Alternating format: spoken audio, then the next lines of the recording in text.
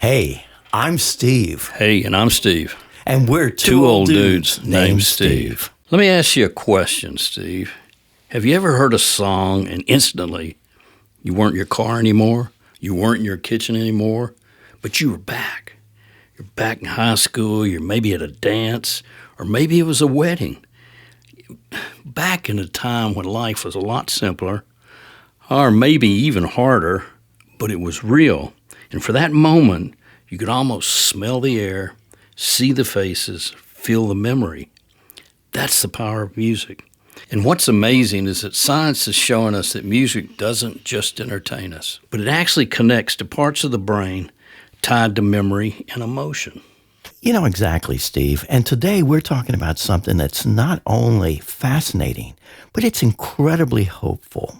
We're talking about memory loss, whether it be Alzheimer's disease, dementia, or maybe just old age, and how sometimes something as simple as a personalized playlist, songs from someone's life, can bring comfort, calm, and sometimes even sparks of recognition.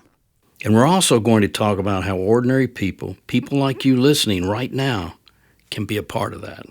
That's right. So whether you're a caregiver, a family member, or just someone who has an old iPod sitting in the drawer, you're going to want to stay with us because today's episode is called Music and Memory. All right, Steve, I'm going to confess something right here on this podcast. Oh, my God.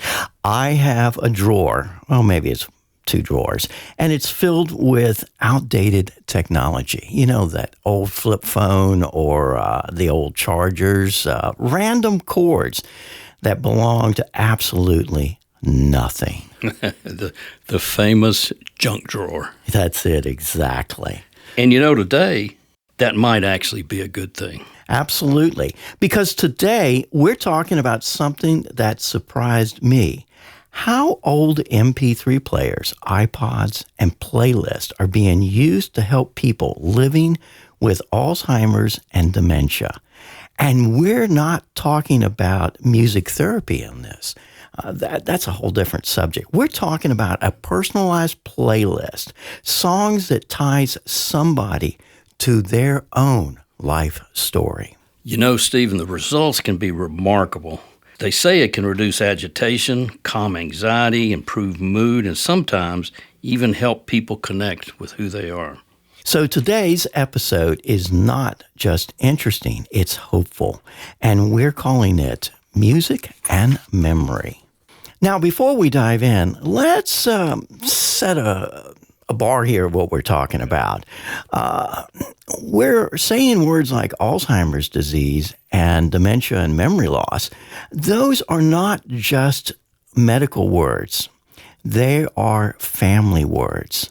Somebody listening right now has watched a loved one forget names, forget faces, forget days of the weeks, and maybe they have even forgotten themselves.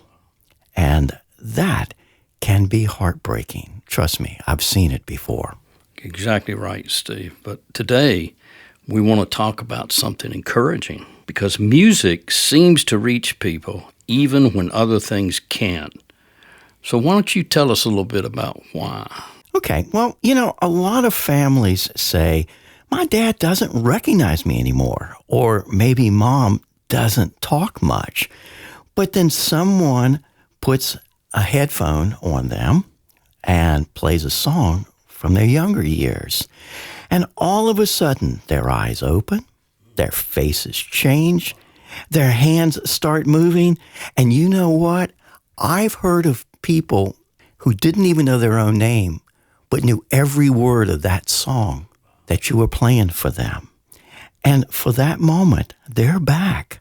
Not fully cured, not permanently, but back enough that their family can see them again. Wow. And you know, that's one of the most powerful parts of this because it's not just entertainment. It's connection.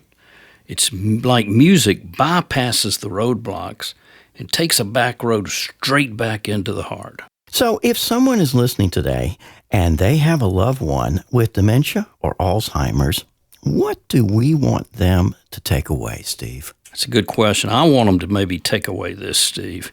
You may not be able to fix everything. You may not be able to reverse the disease, but you can still reach them. And sometimes that bridge is a song. It could be Elvis. It could be Frank Sinatra. It could be the Beatles. It could be the Beach Boys. It could be Johnny Cash or even a hymn. Sometimes it's Motown. But the point is, music is tied to identity, and it can bring comfort when words fail. And there's also something practical here.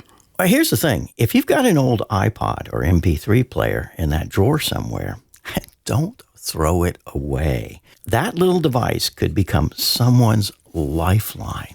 You can contact a local nursing home, assisted living facilities, or maybe even your local Alzheimer's Association chapters. We're going to attach a list in the description below where you can reach out and find out more information on how to turn that iPod or MP3 player or pair of headphones into something that can be very useful for people who need that special music. You know, Steve, even if you don't have a device to donate, you can still share this episode, because sharing this episode with someone out there could give them some thoughts and some ideas to maybe utilize it, because someone needs it. Absolutely. And if you're listening and you're a caregiver, we just want to say this. We see you, we respect you, and what you do matters. Because love doesn't disappear just because memory fades. Sometimes love shows up as patience, as consistency, and it can show up as a special playlist.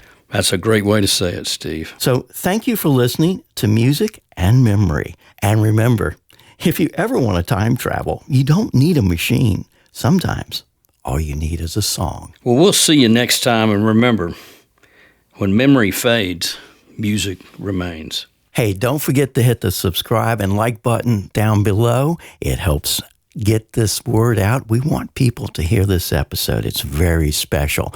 We'll have information in the description below that will help you connect with organizations that you can get these items that you have, or just learn more about this subject. Hey, I'm Steve. Hey, and I'm Steve. And we're two old dudes named Steve.